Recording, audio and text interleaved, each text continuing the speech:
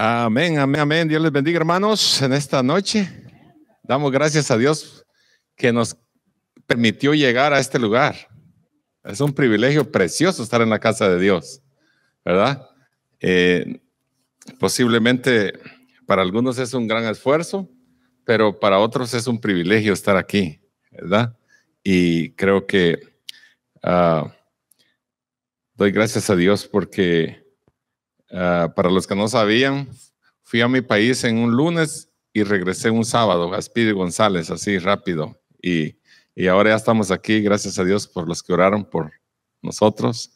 Y estamos aquí, el Señor nos guardó, nos llevó y nos trajo con bien, gracias a Dios. Y por eso le damos gracias a Dios cada día, porque para los creyentes cada día es nuevo en el Señor. Cada día sus misericordias son nuevas cada día. Cada día esperamos cosas nuevas. Cada día lo de hoy ya pasó. Viene mañana, hay algo nuevo que el Señor tiene para nosotros. Por eso es que vivimos agradecidos con el Señor. Vamos a darle gracias a Dios. Quiere ir sentado, parado, como usted quiera. Vamos a decirle gracias, Señor, por estar aquí en este lugar, y vamos a adorar un par de minutos al Señor, y Él merece la honra y la gloria. Aunque es un estudio bíblico, vamos a adorar al Señor un momentito.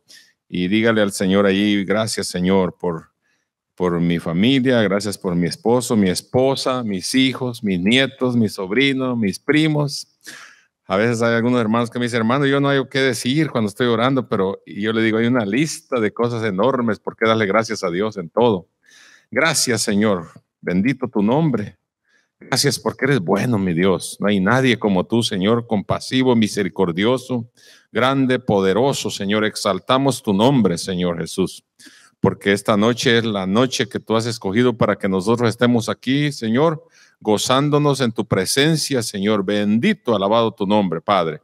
Esta noche, Señor, venimos en tu nombre, Señor. Bendice a cada hermano, Señor, que está aquí esta noche, Padre, que ha venido con esa expectativa, Señor, de recibir de ti, Señor, porque a eso venimos, Señor. No es una religiosidad, Señor, ni un costumbrismo, porque venimos así nomás solo por al azar, Señor, sino hay un propósito, Señor. Como el pueblo de Israel cuando dice que iba danzando por las calles polvorientas de Jerusalén para llegar al santuario, al ovario, glorificar el nombre del Señor. Por eso dijeron, bendice alma mía a Jehová, y bendiga todo mi ser tu santo nombre. Bendito tu nombre, Señor.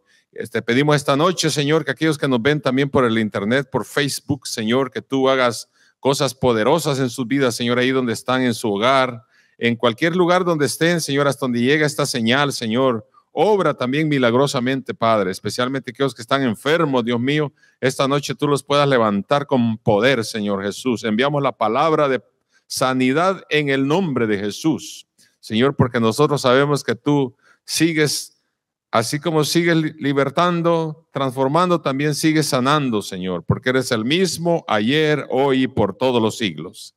Te damos gracias, Señor, esta noche. Glorifícate, Señor, que tu nombre sea glorificado, Señor. Como dijo el apóstol Juan, dijo, a ti merece crecer y yo menguar, para que tu nombre sea exaltado, Señor Jesús, y nosotros seamos agradecidos, Señor, contigo, Señor, por todo lo que nos has dado, Señor, porque con solo la vida, respirar y estar aquí, Señor, es un alto privilegio, Señor, para nosotros venir y comer a la mesa, Señor, contigo, Señor, de tu palabra cada día.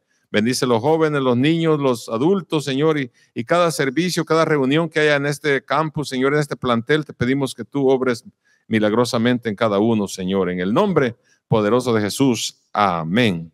Amén. ¿Cuántos dan gracias a Dios?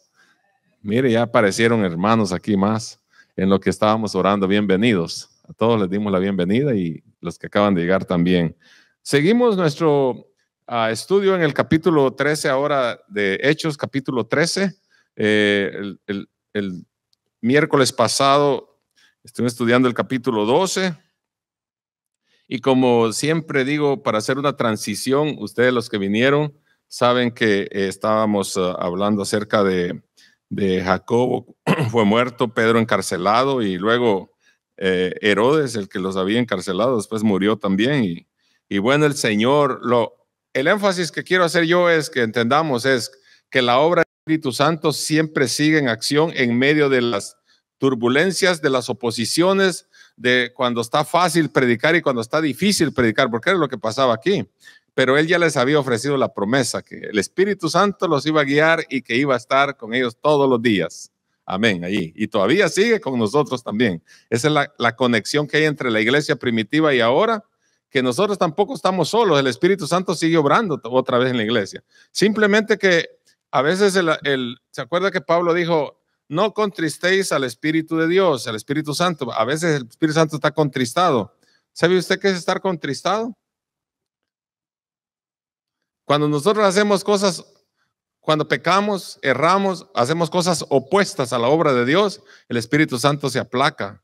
No es que no esté aquí, sino que no se mueve, no se desarrolla, no se manifiesta, porque estamos en un ambiente así medio pasivo ahí, que necesitamos ponernos en conexión con el Señor para que el Espíritu Santo se glorifique en lo que nosotros hacemos. Pero la iglesia es la misma, el mismo Espíritu Santo, el mismo Señor, el mismo bautismo, el mismo Dios, el mismo Padre, como dijo en Efesios Pablo, ¿verdad? O sea, no ha cambiado nada, es el mismo. Por eso digo, es el mismo ayer y por todos los siglos. ¿No cree usted que Pablo, Bernabé, Silas, Juan Marcos y todos los nombres que menciona en el libro de los Hechos eran hombres extravagantes de otro planeta o que de dónde, cómo es que los usaba? Eran hombres como nosotros, comían también.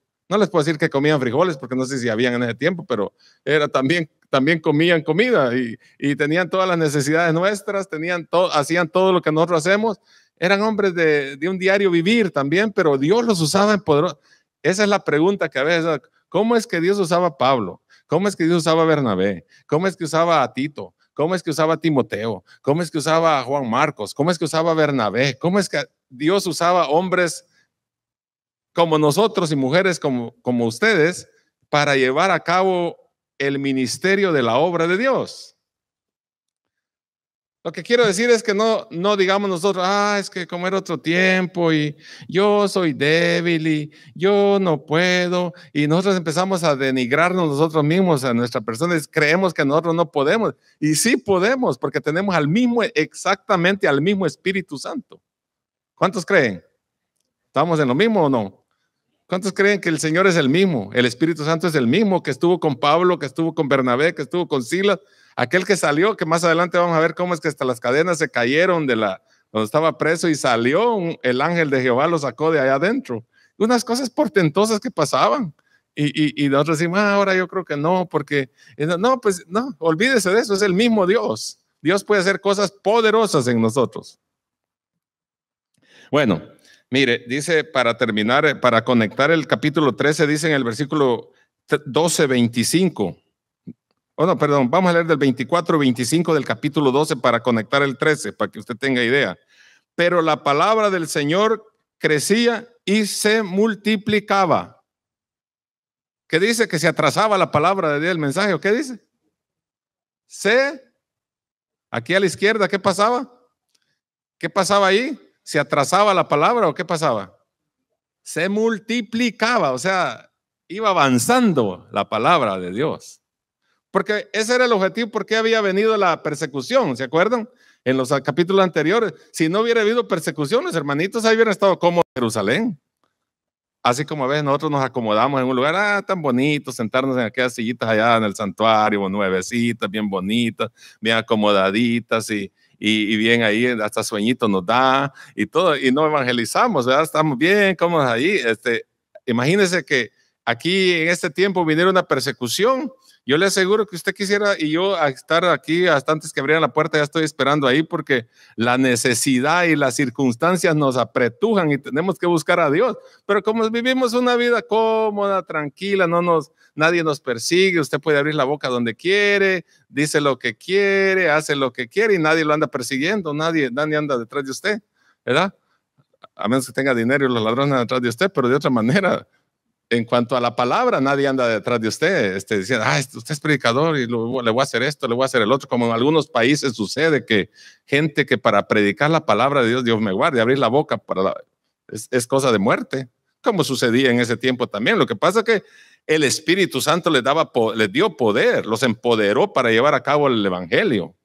No, porque hubieron unos ahí que estaban al borde de la muerte, los encerraban cada rato en la prisión y salían y volvían a seguir predicando el evangelio. No se atemorizaban porque les decían algo las autoridades de ese tiempo, los romanos, que eran los que, el imperio pues romano que estaba entre Jerusalén, ¿no? Era nada más un preámbulo para que ustedes vean. Y dice el 25, y Bernabé y Saulo, cumplido su servicio, volvieron de Jerusalén, llevando también consigo a Juan. Este es el Juan Marcos, el que tenía por sobrenombre Marcos. Este era sobrino de Bernabé. Juan Marcos era sobrino de Bernabé y se lo llevaron ahí. O sea, Bernabé era tío, ¿no? Entonces ya comienza el versículo 13 y de aquí es donde comienza también a empezar el primer viaje misionero de Pablo. Este capítulo marca una pauta respecto a todo lo que viene diciendo del capítulo 1 al 12 y ahora del 13 en adelante.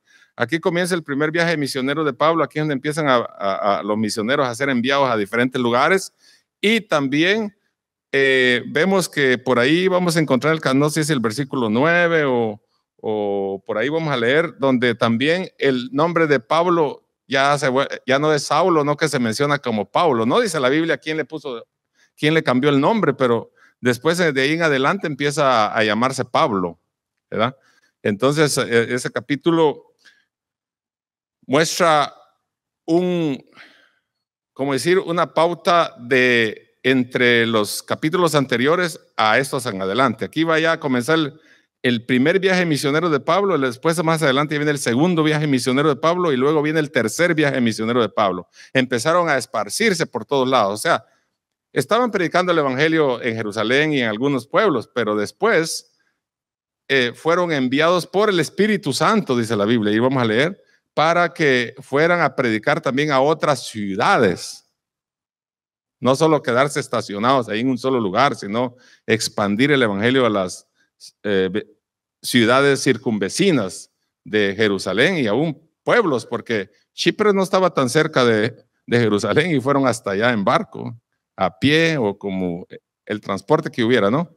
Bueno, pedí a la hermana Rachel el mapita ahí del primer viaje misionero de Pablo para que veamos ahí, porque cuando vayamos leyendo vamos a mencionar esos lugares ahí, pero la central de este capítulo, de donde Pablo salió, es de Antioquía, ahí es donde estaba la iglesia que ellos estaban mencionando aquí o mencionan en el capítulo 13, aunque obviamente la iglesia no nació en Antioquía, sino en Jerusalén, ¿verdad? Que está más abajo, pero de ahí comenzó su viaje del misionero. Entonces dice la Biblia en el primer versículo, había entonces en la iglesia que estaba en Antioquía, habían profetas y maestros.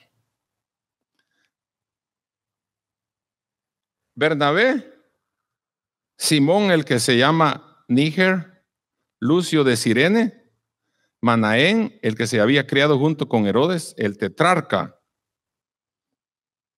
O sea, este que dice que Manaén, criado conjunto con Herodes, el tetrarca, y Saulo. Este Herodes era el que estaba ahí, el hijo de Herodes el Grande, estaba en tiempo de Jesús y había matado a Juan y hizo unas matazones ahí. ¿Se acuerda que no había ley en ese tiempo donde el rey, el que era representante del gobierno romano hacía lo que él quería, no había un proceso legal, aunque habían leyes.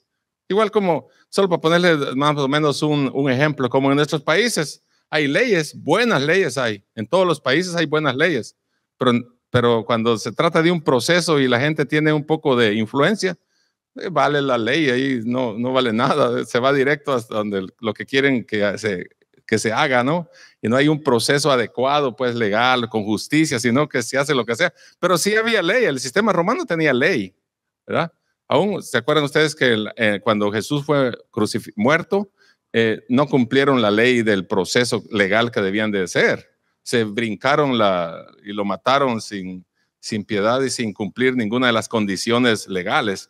Entonces también así hacían con mucha gente. El que se le antojaba lo mataban, lo acusaban, lo metían preso, le hacían lo que sea No había ni un proceso porque ellos eran los que mandaban, ¿no? Aunque habían leyes. Lo mismo por eso le estoy poniendo de ejemplo en nuestros países. Hay leyes, muy buenas leyes. En toda Latinoamérica hay buenas leyes, pero nadie las cumple.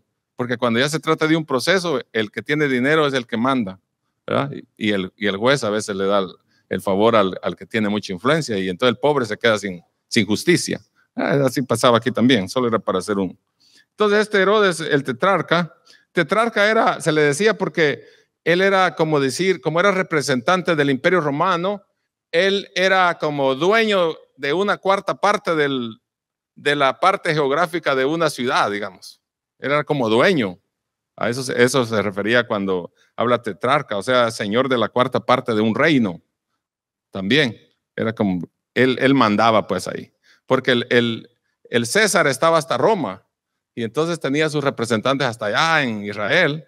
Y de aquí que hubiera una llamada telefónica, no, pues ya este tetrarca ya había hecho averías allá en nombre del César, que era el Señor, el Curios para ellos, ¿no? Pero bueno, y Saulo dice, ministrando estos al Señor y ayunando, perdón, dijo el Espíritu Santo. ¿Quién dijo? Bueno, ¿qué habla el Espíritu Santo o no? ¿Si habla o no? ¿Cuáles son las características del Espíritu Santo? En cuanto a sentimientos, habla, oye, guía, ¿y qué más?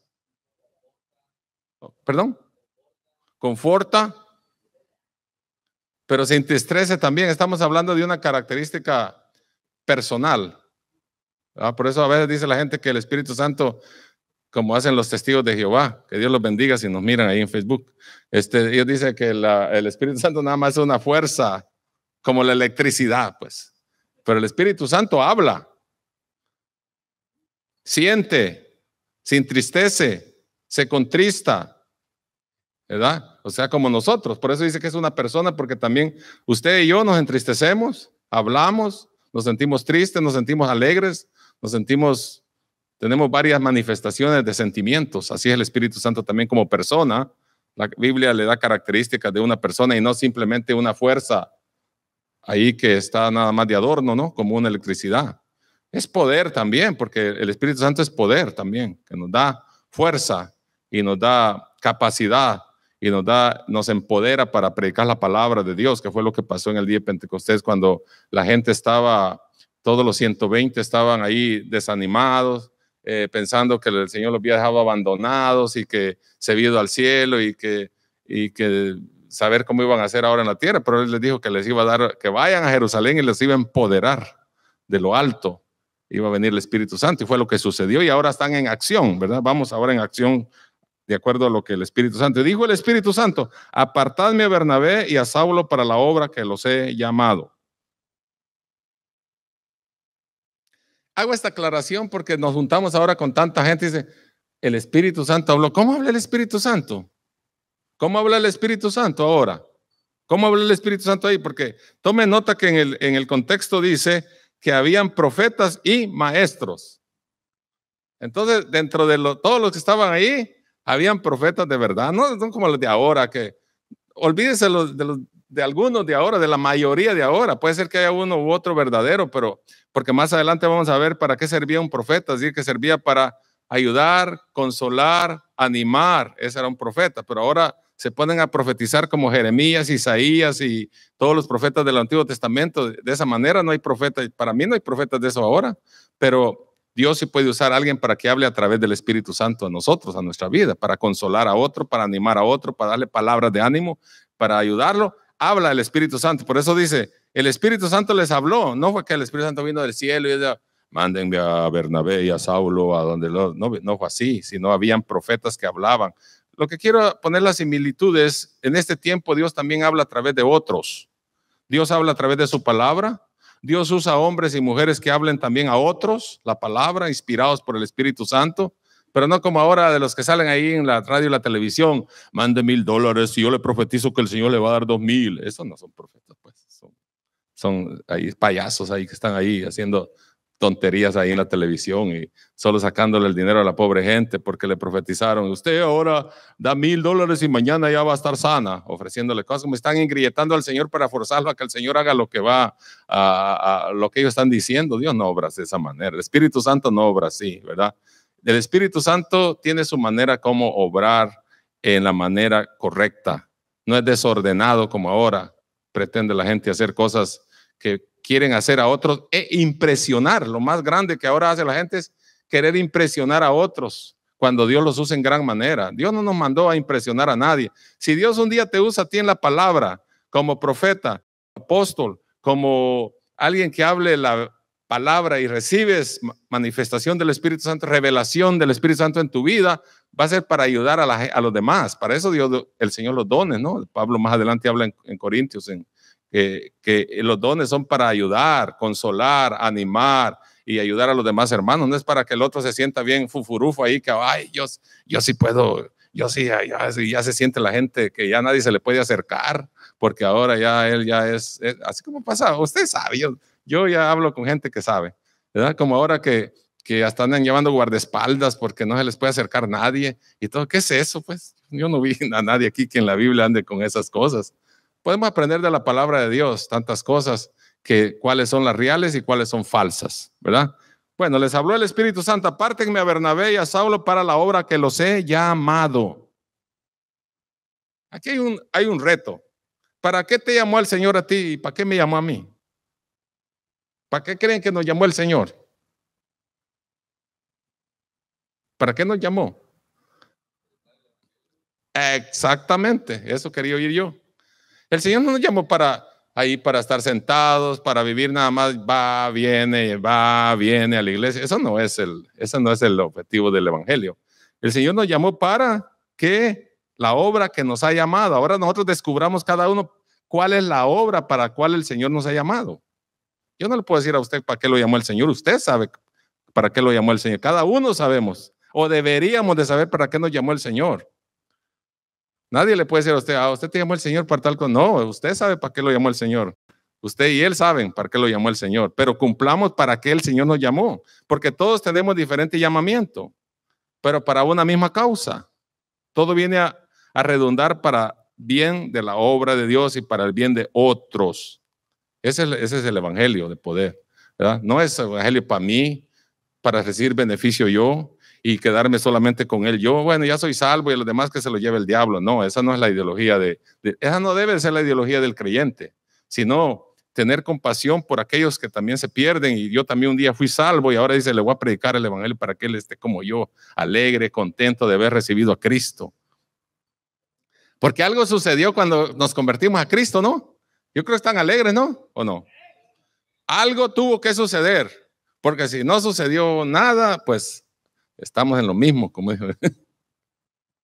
Bueno, sigamos porque está largo este capítulo. ¿Sabe cuántos versículos tiene este capítulo? ¿Cuántos tiene? Los que ya lo leyeron, ¿cuántos tiene? Gloria a Dios. Los apóstoles predican en Chipre. ¿Dónde está Chipre? Por ahí en el mapa. Vamos a ver. ¿Ya lo hallaron? Ahí en la parte del mapita ese amarillito que está ahí. Ahí ya se vinieron de Antioquía para Chipre. Creo algunos historiadores dicen que habían como 165 kilómetros, algo por ahí, así encontré yo por ahí. Pero estaba lejos y vinieron en barco desde Antioquía a Chipre. Y dice que ellos predicaron ahí, entonces enviados por el Espíritu Santo descendieron a Seleucia primero, que está dentro de Chipre. Ahí está Seleucia. Allá Antioquía, luego Seleucia. Van rumbo a Chipre.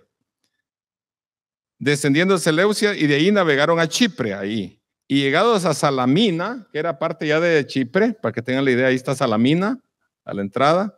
Todo el país ahí se llama Chipre, pero las ciudades de Salamina y Pafos son parte de Chipre, ¿no? Así como se dice, Los Ángeles y San Diego son parte de California, así era Salamina y Pafos, eran parte de Chipre, el país, Chipre.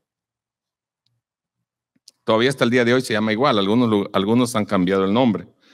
Y llegado a Salamina anunciaban la palabra de Dios. Mire otra vez, ¿qué llegaron a hacer a Salamina? ¿Qué?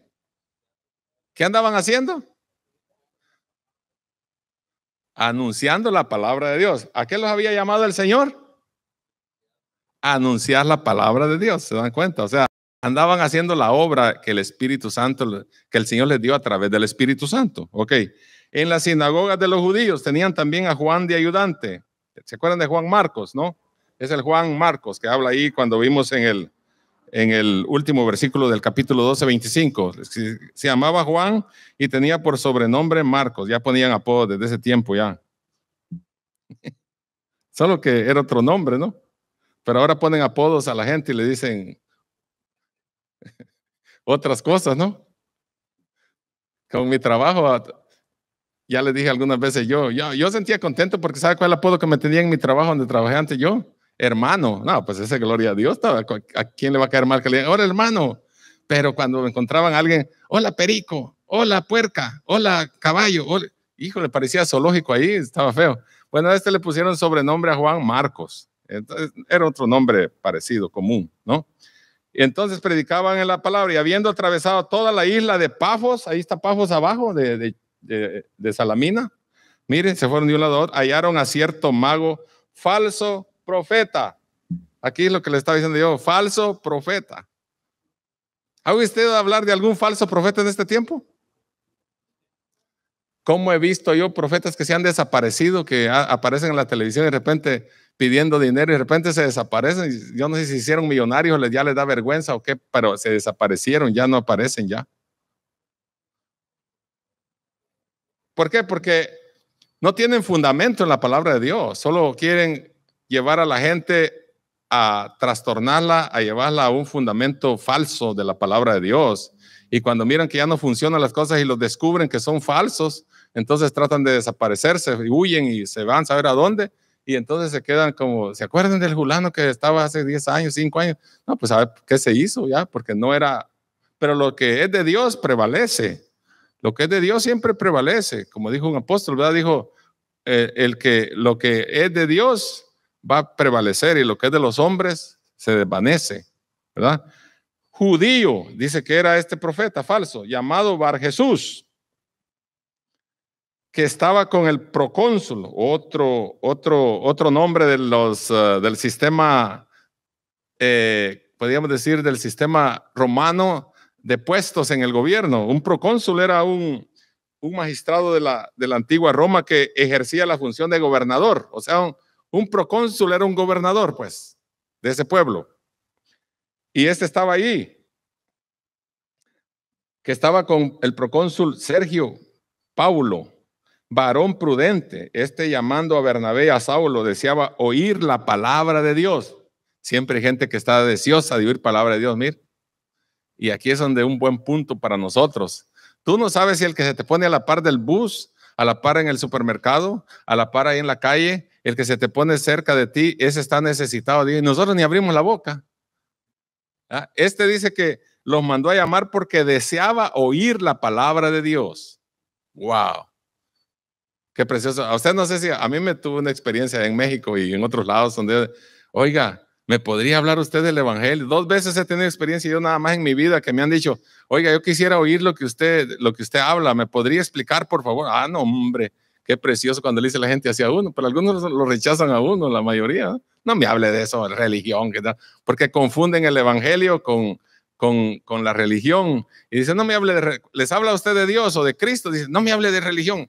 O sea, están confundiendo la religión con Cristo. Cristo no es religión, ni el evangelio, ni nada, pero la gente cuando uno empieza a hablar del evangelio dice, no me hable de religión. No le digo, no estoy hablando de religión, estoy hablando de Cristo, ¿verdad? Pero no entiende la gente esa parte. Pero lo que les digo es que qué bonito cuando la gente tiene sed y le dice, hábleme por favor, sígame hablando. Y cuando uno les habla un poquito, nomás dice, no hombre, sígame hablando. Tienen una ganas de seguir oyendo.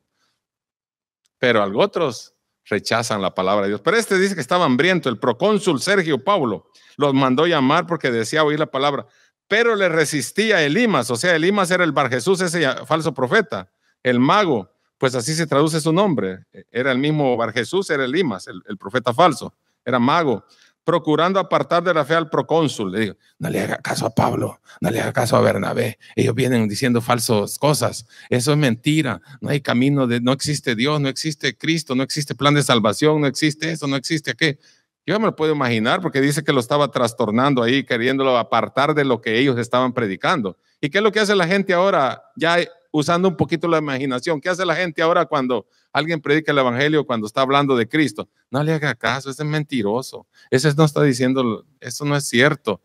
Tratan de apartar a otro cuando el otro esté interesado en la palabra de Dios, porque el diablo siempre le lleva la contraria a la predicación del evangelio, porque sabe que si aquel es salvo por el evangelio, ya se lo ganó de allá de donde el diablo lo tiene agarrado para servir a Cristo. Entonces no quiere el diablo, siempre va a haber oposición cuando se predica el evangelio, toda la vida. Por eso no me entristezco cuando uno predica y hay oposición y la gente dice, estoy triste porque no pudimos hacer lo que decían. No, si toda la vida va a haber oposición, toda la vida que usted predique la palabra va a haber oposición, hasta en su familia, sus amigos, sus compañeros de trabajo, donde quiera que esté, abra la boca para hablar el evangelio, va a ver qué oposición hay. O no. O en todos lados le dicen, bienvenido, hable. No en todos lados le van a decir que hable.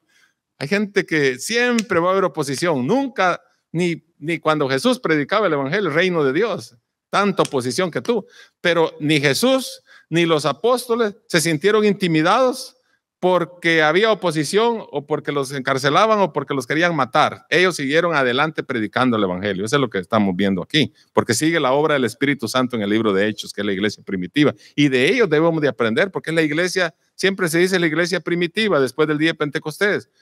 Ellos predicaron la palabra a diestra, a siniestra, a la derecha, a la izquierda, para todos lados, no importaban las circunstancias. Entonces la iglesia de ahora, de este tiempo, la iglesia posmoderna, debe de aprender del evangelio que los apóstoles y profetas y todos predicaban para dar a conocer la verdad del evangelio. De otra manera, siempre vamos a estar predicando cositas que a la gente le gustan. Entonces, obviamente, nadie se salva así. Pero siempre va a haber, metas eso en la cabeza. Cuando haya oposición, predique con más ganas. Pide al Espíritu Santo que le dé poder para predicar. No se sienta aflatado, no se sienta opacado, no se sienta débil, no se sienta que ya no. Entre más se oponen, más predique la palabra de Dios, porque ahí está la victoria. Porque si no, estaría como que el diablo nos está apagando, ¿no? Y nos está diciendo, no, ya no hable así porque lo vas a ofender, no, que no le gusta. Usted siga hablando cuando hay oportunidad. Obviamente no lo haga durante está trabajando porque lo van a echar del trabajo. Predique en los breaks o en los lugares donde hay oportunidad de un momentito. Y no necesita dar grandes discursos como los de Pablo, que se cayó aquel el segundo piso y se mató porque era medianoche, tan largo el discurso. No, tiene que predicar la palabra así sencilla. Cristo te ama, Cristo tiene poder, tú necesitas a Cristo. Me gusta siempre cuando hablo con la gente y me pone excusas, pero es que yo soy bueno, no necesito. No, una cosa te falta, le dijo Jesús a Nicodemo, nacer de nuevo. Sencillo, no necesito tanta cosa. Bueno, entonces Saulo, que también es Pablo. Mire, aquí se fijó que ya se cambió el nombre ahí. En el versículo 9 se cambió el nombre de Pablo ya. Yo no sé quién se lo cambió, ni cómo fue que empezaron a llamarle Pablo después que se llamaba Saulo. Pero ahí el versículo 9 dice, entonces Saulo, que también es Pablo, de aquí para allá, ya no va a oír que diga Saulo, ya solo va a decir Pablo, hasta los demás capítulos. Dice, lleno del Espíritu Santo. ¿Lleno de qué? Mire, hay que tener también condiciones ahí, ¿no? Como creyente. El Espíritu Santo. Fijando en él los ojos, porque él ¿qué quiere decir fijando los ojos? Le puso la lupa. Oiga, clavó los ojos. O sea que sí, le puso los ojos, ya no le... Yo creo que solo la mirada, saber qué le hizo Pablo, porque dice que estaba lleno del Espíritu Santo. Entonces, como diciéndole, ¿qué tonterías estás diciendo tú aquí? ¿Qué falsedad? Y ahorita lo va a descubrir, va a ver. Dijo, oh, lleno de todo engaño y de maldad, hijo del diablo, enemigo de toda justicia, ¿no cesará de trastornar los caminos rectos del Señor? Le hizo una pregunta. Ahora pues, he aquí, mire, una sentencia. No, si a nosotros tuviéramos ese poder que tenía Pablo el Espíritu Santo, saber cuántos ciegos dejáramos nosotros. Saber cómo nos iría a nosotros. Entonces, a todo el mundo dejaríamos ciego ahí. Aprovecharíamos la oportunidad. Y le dijo, ahora pues aquí la mano del Señor está contra ti, mire, y serás ciego y no verás el sol por algún tiempo. E inmediatamente cayeron sobre él. Oiga, ¿cuánto se tardó la oscuridad en él, los ojos de él? Wow, qué barbaridad. El Espíritu Santo, cuando hay hombres empoderados de Dios, wow, es tremendo que digan algo. Cayeron sobre él oscuridad y tinieblas, y andando alrededor buscaba a quien lo condujese de la mano.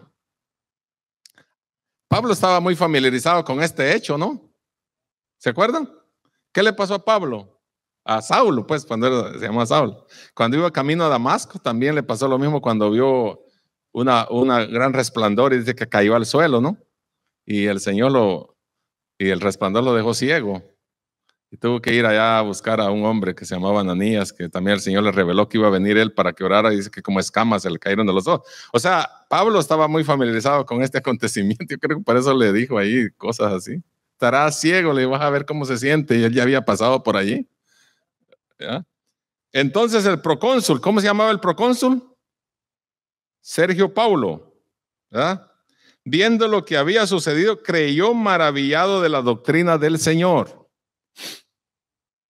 A veces son necesarios los milagros para que la gente crea. Y alguien dijo ahí en uno de los versículos, señores, si no creen por la palabra, que crean por los milagros. A veces es necesario que el Señor también nos use en milagros, aunque no es esa la prioridad del Señor en la vida del creyente o de la humanidad. Algunos creen que el Señor, aunque Él sanó a muchos enfermos, quiero aclarar esto porque, a ver, hay una confusión. Hay gente que por interés clama a Dios mientras está enfermo y quiere que Dios lo sane inmediatamente porque está pasando una situación difícil, pero no es permanente en el Evangelio de Cristo, no se mantiene ahí, sino que solo reciben sanidad y cuando ya está bien sano, pues voy a mover el esqueleto ya porque ahora ya me siento bien. No, hay que seguir sirviendo a Dios y temiendo a Dios y creyendo en Dios y haciendo la voluntad de Dios. Eso se trata, porque la gente cree que Dios lo tiene que sanar a la fuerza. La prioridad de Dios no es sanar a la gente. Aquí se me van a confundir algunos, pero es la verdad. Cristo no vino a sanar gente, que ese era el mensaje de él. ¿Cuál es el mensaje de Cristo? El reino de Dios, predicar el reino de Dios, predicar el evangelio, que la gente se salve. Porque ¿de qué le sirve a alguien que está enfermo que sane pero no se salva? Es mejor que si no se sana pero se salva, es mejor, porque Pablo dijo, sea que vivamos o que muramos, somos del Señor. Pero si se muere sin Cristo, ¿sí entendemos esa parte? No sé si están de acuerdo conmigo, algunos tal vez no, porque creen que el Señor los tiene que sanar. Por eso mucha gente decepcionada ahora para la pandemia, cuando se murió su mamá, su hijo, su hermano, su esposo, su esto y que el otro, allá haciendo complaint con el Señor, que no les sanó y que eran cristianos y que por qué Dios no me oyó. Y no, olvídese, Dios siempre va a hacer su voluntad como Él quiere y no como nosotros queremos. Y la prioridad de Cristo es que permanezcamos nosotros en Él, en el Evangelio, y que prediquemos su palabra, que la gente se salve. Eso es lo que el Señor es su prioridad número 1. 2, ya viene la sanidad como una bendición añadida a nuestra salvación, pero no es esa la prioridad de Dios.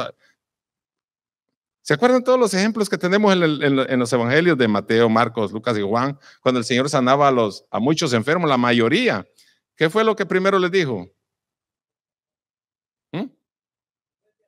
Tu fe te ha salvado, porque creyeron en Él primero y después lo sanó. Pero no lo sanó primero y antes. Vete en paz, tu fe te ha salvado. Primero creyeron en Él y luego lo sanó. Entonces Dios también a nosotros nos ha salvado del pecado y de la muerte espiritual, y ahora como una bendición añadida a nuestra salvación hay sanidad en el nombre de Jesús. Eso es lo que pasa ahora, ¿no? Bueno, vámonos porque hay muchos textos aquí. Ahora, Pablo y Bernabé en Antioquía se van a Pisidia. Habiendo zarpado de Pafos, ¿se acuerda que estábamos en Pafos, no? Abajo en la última ciudad que está abajo de ahí en Chipre. Pablo y sus compañeros arribaron a Perge de Panfilia. Allá está Panfilia. ¿Dónde está Panfilia? Perge. Allá está Perge, donde se hace frente a Talia y Licia, por ahí arribita está Perge. Es parte de la provincia de Panfilia. Panfilia, el nombre está hasta aquí, pero está hablando de Perge, que era la parte de la provincia ahí, ¿no? Eran provincias. Entonces, llegaron a Perge de Panfilia, pero Juan, apartándose de ellos, volvió a Jerusalén. Aquí hubo un problema. Creo que vamos a ver si encuentro aquí. Parece que sucedió algo ahí. Aquí no habla mucho, pero ¿cuántos saben que en la iglesia también hay problemas? Entre los hermanos tenemos problemas. ¿Cuántos saben que algunos no nos podemos mirar? ¿Cuántos saben que a algunos no les gusta cómo el otro canta, cómo habla, cómo predica, cómo hace las cosas y todo? Eso lo puedo hacer mejor yo. Pues aquí hay problemas también y aquí había un problema. No habla detalles aquí, pero vamos a ir a Hechos 15, 37 al 41 y ahí habla más claro. Va a ver qué pasó ahí para regresar aquí al 13. 13. Y vamos al 15, 37 al 41. Dice que ahí parece un disgusto allí. Y Bernabé quería, bueno, le damos el 36.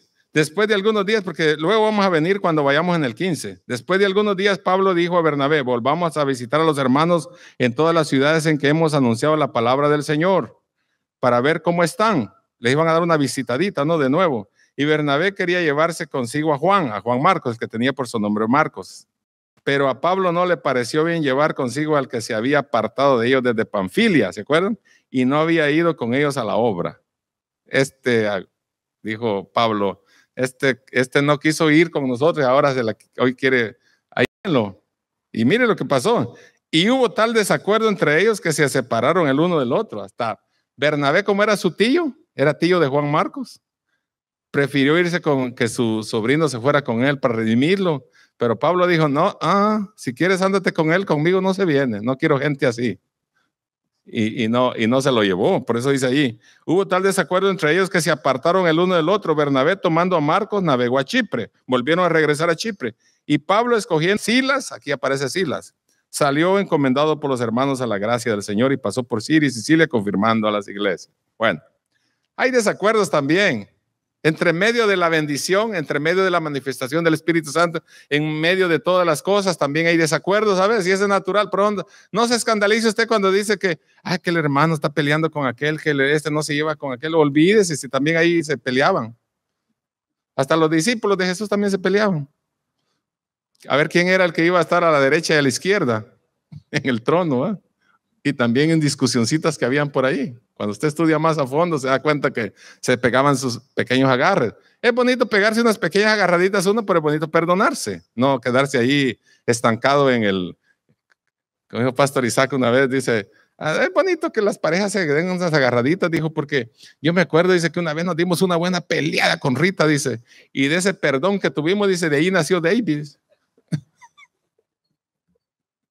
O sea, lo que estamos diciendo es que no debemos de permanecer en ese ambiente de desacuerdo y de desunidad, sino que el Espíritu Santo nos vuelva a dar compasión, de amor para mi hermano, aquel que no puedo ver, aquel que me molesta verlo, aquel que no lo puedo ver en foto, aquel que no le caigo bien, aquel que da la vuelta cuando me mira ir y se va por otro lado. Olvídese de eso. Usted búsquelo y dele la mano y abrácelo y dígale que lo ama en el nombre del Señor para limar asperezas, dijo un hermano. Pero lo que yo quiero decir es que en medio de las bendiciones, en medio de los milagros, en medio de las manifestaciones de Dios, del Espíritu Santo, siempre hay problemas hasta dentro de la iglesia. Así que no se crea ahí usted que, porque cuando la gente se escandaliza de esa manera, hasta le dan ganas de decir, yo pensé que aquí todos eran santitos y no mataban ni una mosca. No, también aquí matamos moscas a veces, ¿verdad? Entonces, eso debemos de tenerlo nosotros maduro ya en el Señor. Debemos de madurar en nuestra mente y no creer que un pequeño problemita nos va a desanimar y nos va a apartar y nos va a hacer que nos vamos. Y bueno, problemas van a haber donde quiera, pero nosotros debemos de seguir adelante. ¿Qué hizo Pablo?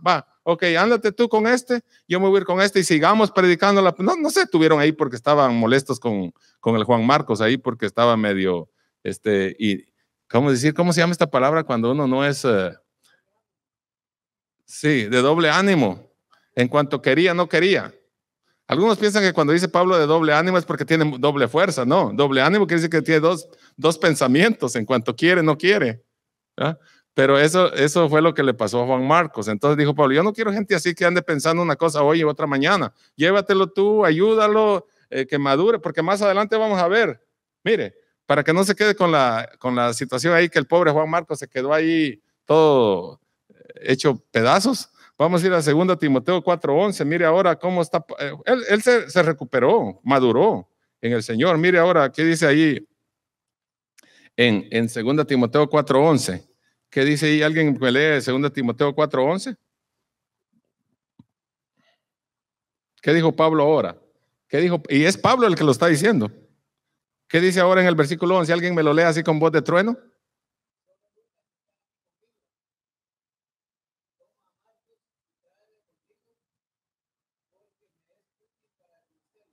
¿Ya se fijó? Volvió a agarrar las credenciales de Pablo. Porque Pablo lo desechó, dijo, este no me sirve para nada, llévatelo tú. Pero ahora, ¿qué dice Pablo ahora aquí? ¿Crees que ya había madurado, Omar? O sea, lo que estoy diciendo es que no nos quedemos pensando en que la gente todo el tiempo es igual. Algún día va a cambiar, algún día se va a componer, algún día va a madurar, algún día el Señor va a estar con él y va a manifestar otro grado de madurez. Porque ahora el mismo Pablo está diciendo aquí, solo Lucas está conmigo, toma Marcos y tráelo contigo porque me es útil para el mismo que dijo que no servía, ahora dice que está sirviendo. Quiere decir que ya había madurado, ya había llegado a otro nivel. Nosotros vamos por niveles en la vida cristiana, no somos mismos. ¿Cuántos ya maduraron? ¿O cuántos son, o cuántos siguen igual que cuando comenzaron? ¿Verdad que no? Vamos madurando, vamos cambiando. Cosas que usted no entendía antes, ahora las entiende. Cosas que antes lo desanimaban, ahora ya no lo desaniman. Cosas que usted hacía, ahora ya no las hace. O sea, vamos subiendo de grado en grado, vamos de aumento en aumento hasta que llegue el día perfecto del Señor. Pero no debemos de quedarnos.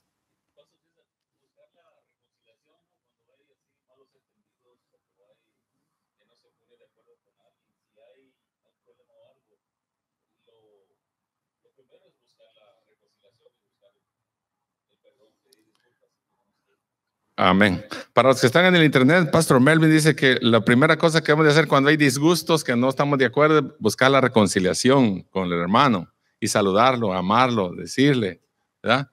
Yo ya les he contado que a veces yo he estado una vez, no aquí, una vez tuve un problema con alguien y como él me ofendió, pero como nunca vino conmigo y él era mayor que yo, dije, yo siempre decía, él está mayor que yo, él tiene que venir conmigo, pero nunca vino, me dijo mi papá. Mi papá sabía del problema y dice, como no viene, me dijo, tú agarra la iniciativa y anda y dile que te perdone, aunque tú no fuiste el que él fue el que te ofendió, anda y tú dile a él. Y ahí aprendí una lección, que cuando llegué yo allá y le dije, yo no vengo a que hablemos de lo que nos distanció, le digo, sino vengo a pedirle perdón.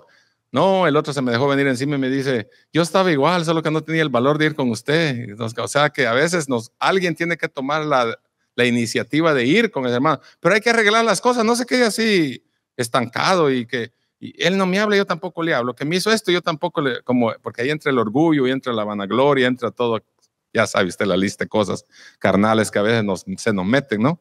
El chamuco nos quiere meter allí, pero debemos de reprenderlo en el nombre del Señor y vivamos en paz y adelante la obra del Señor tiene que seguir y arreglamos todo obstáculo, toda situación y vámonos adelante, porque ellos no se detuvieron aquí, ese es el ejemplo que tenemos aquí, no les estorbó eso, digo, vámonos y ahora Pablo ahora dice aquí, este fue útil para la obra de Dios, ¿miren?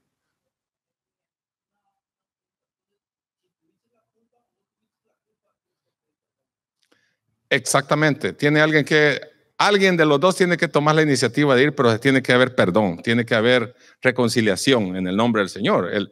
El que va a ir, obviamente, va a manifestar más madurez que el otro, obviamente, ¿no? Porque el Espíritu Santo lo está inclinando a esa parte, porque hay unos que están testarudos ahí, que aunque el Espíritu Santo les hable, no va porque el orgullo no lo deja actuar hasta que se rompe eso, entonces, por el Espíritu Santo. Entonces, pero uno debe dejar todo el orgullo y toda vanagloria.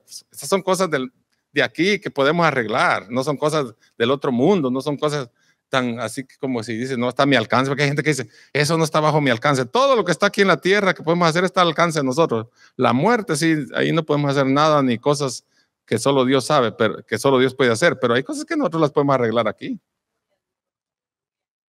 Hasta Pablo le dijo en el capítulo 4 de 1 Corintios, cuando los hermanos se peleaban, ¿qué les dijo? Que se iban a los tribunales. Ya vamos a regresar a la lección.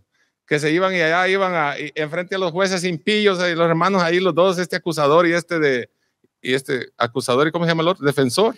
Y enfrente del juez impío ahí, y Pablo les exhorta, que no hay entre ustedes hermanos que vayan con ellos y les pidan consejo para que arreglen estas cosas. ¿No? Que hace, iban a la corte. Imagínense, de gente mundana ya, que son cosas que ni eran de gravedad así de muerte o algo, sino que eran pleitecitos y a la corte los iban a arreglar. Y Pablo los exhorta y le dice que no hay gente espiritual madura dentro de la iglesia, que ustedes vayan y le planteen el problema para que los ayuden a solventar esta situación. Les dijo Pablo, ¿se acuerdan? Entonces, nosotros debemos de aprender como creyentes, cuando vamos madurando, cómo actuar como verdaderos creyentes bajo la guianza del Espíritu Santo. Ellos entonces, el 14, ellos pasando de Perge llegaron a Antioquía de Pisidia, ahí está, y entraron en la sinagoga un día de reposo y se sentaron, y después que la lectura de la ley y de los profetas, los principales de la sinagoga mandaron a decirle: varones hermanos, si tenéis alguna palabra de exhortación para el pueblo de Israel, hablad. O sea, cuando llegaron ahí les dieron el tiempo. ¿Qué creen que hizo Pablo? ¿Se quedó mudo o qué hizo?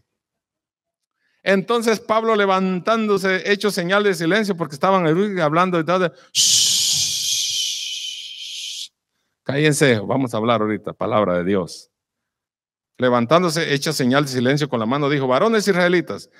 Voy a leer esto nada más porque se los trajo desde que salieron de Egipto hasta el día en que el Señor ascendió al cielo. Les contó, les hizo un resumen de toda la historia, de dónde venía de dónde venía la gracia, el evangelio, el poder de Dios a través del evangelio, que era lo que ellos estaban predicando, porque el punto central era predicar el evangelio. Vamos a ver si nos da tiempo. Y dice: entonces Pablo se levantó y dijo: el Dios de este pueblo de Israel escogió a nuestros padres y enalteció al pueblo, siendo ellos extranjeros en tierra de Egipto, y con brazo levantado los sacó de ella. ¿Se acuerdan ustedes de la historia cuando los sacó de Egipto, verdad? Por mano de Moisés. Y por un tiempo como de 40 años los soportó en el desierto, cuando anduvieron dando vuelta ahí. Y habiendo destruido 7 naciones en la tierra de Canaán, les dio en herencia su territorio a Canaán. Después por 450 años les dio jueces hasta el profeta Samuel.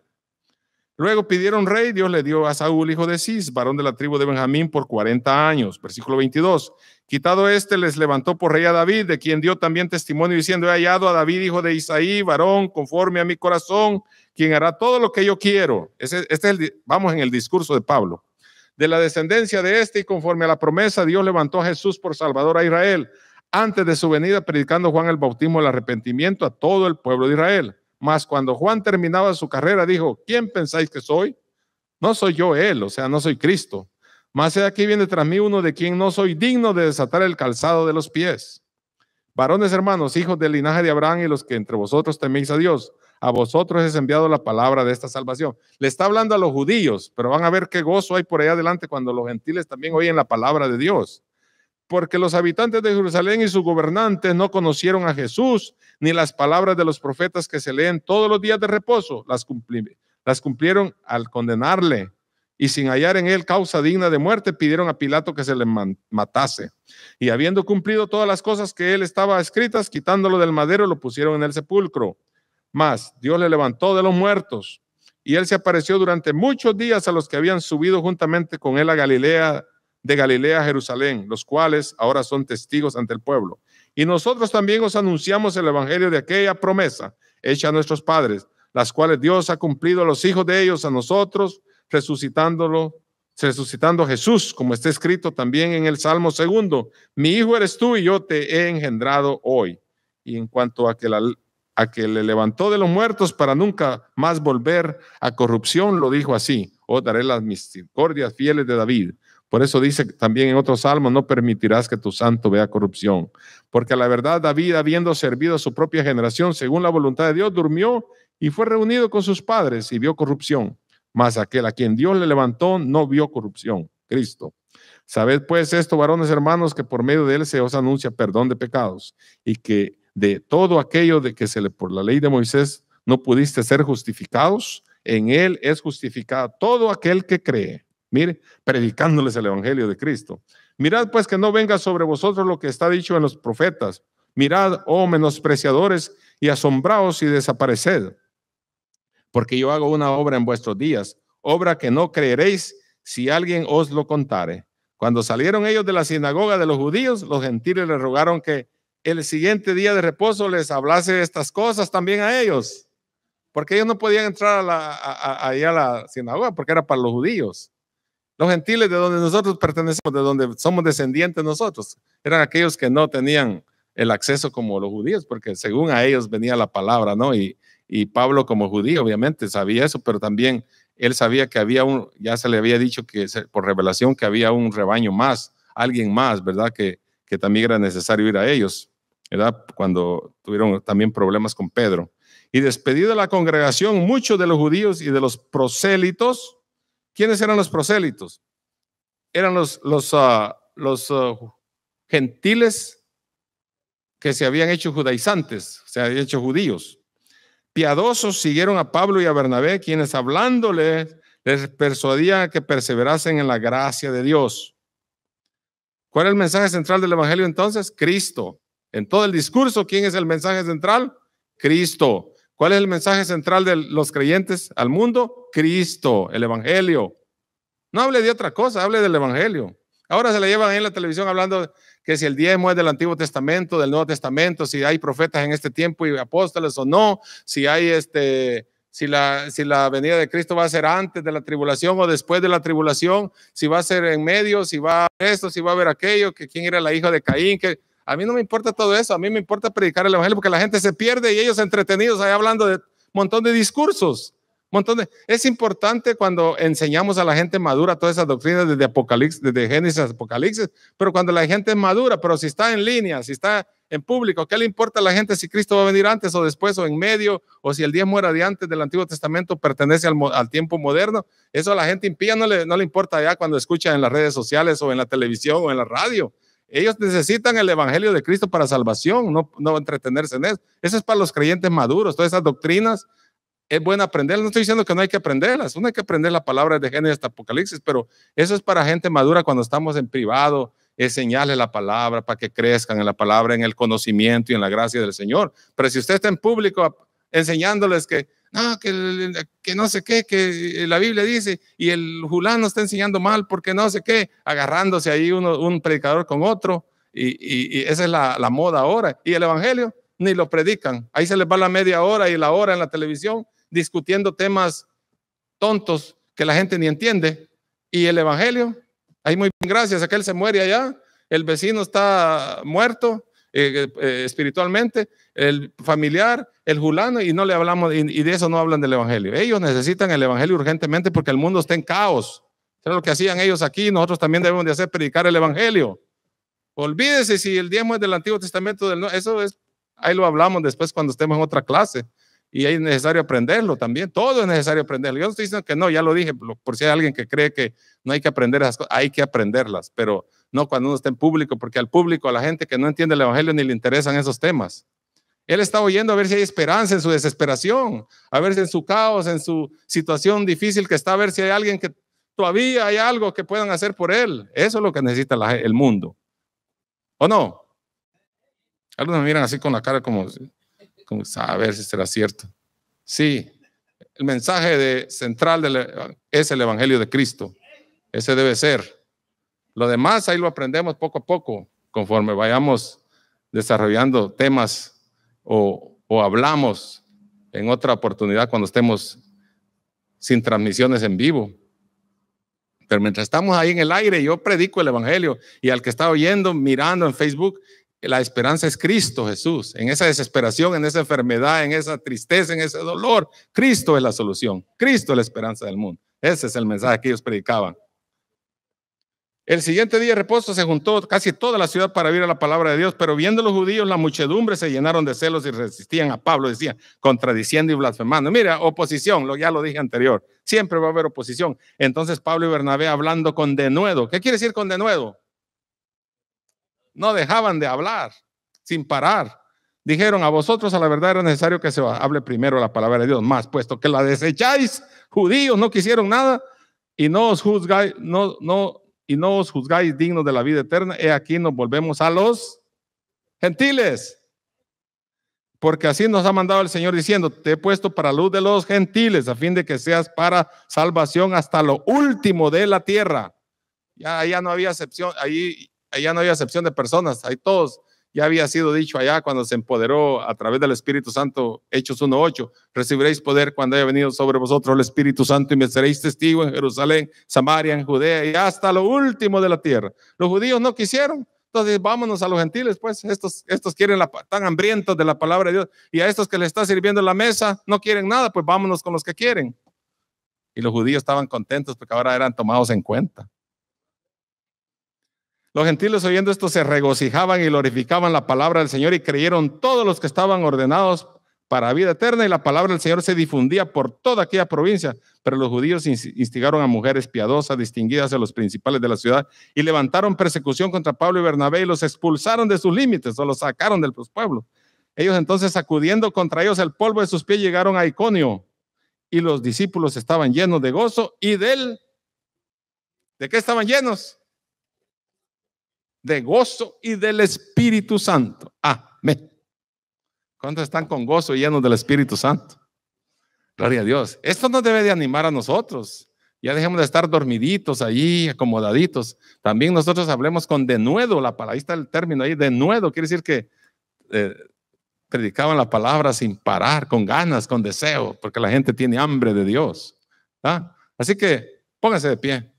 Vamos a orar la palabra de Dios. Llega a tiempo y fuera de tiempo. Y gracias a los que nos vieron por Facebook, que el Señor los bendiga. Vamos a hacer una oración final. Padre, en el nombre de Jesús, te damos gracias, Señor, por tu palabra, porque viene a tiempo y fuera de tiempo. Gracias por tu bendición de tener esta palabra poderosa, Señor, que viene a transformar, cambiar y dar vida eterna, Padre. Ayúdanos, Señor, fortalece tu pueblo, la iglesia, Señor, para que podamos abrir también nuestra boca. Y aquel que se nos acerque, Señor, y aquel que venga con nosotros, Señor, a pedir, Señor, ayuda, también nosotros tengamos palabras, tengamos la solución, Señor, a través de tu Espíritu Santo, Señor. Empodéranos cada día con tu poder, Señor Jesús, que nos has dado, para que podamos también hablar con denuedo tu palabra, Señor, y no callemos, Señor. A veces nos van oportunidades y no hablamos, Señor. Ayúdanos a hablar, Señor, a que salga palabra tuya, Señor, porque esa es la que da vida al mundo, Señor. En el nombre de Jesús, bendice a tu pueblo esta noche. Si hay algún enfermo, sana, Señor, esta noche. Fortalece, Señor. Toca, Padre, esta noche. Cualquiera que sea la necesidad física, económica, espiritual, emocional, Señor, de la manera que sea, interviene, por favor, en cada vida, Padre. Y aquellos que nos ven también, Señor, a través de Facebook, bendícelos y ayúdalos. En el nombre poderoso de Jesús, te damos gracias en esta noche. Y el pueblo de Dios dice, amén. Dios les bendiga.